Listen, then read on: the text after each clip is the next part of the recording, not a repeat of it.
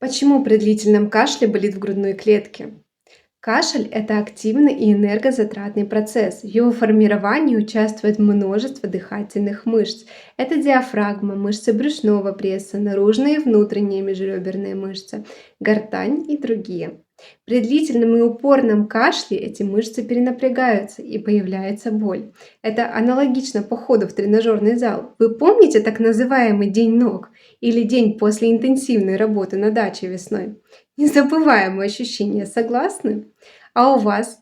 У вас было такое? Делитесь в комментариях.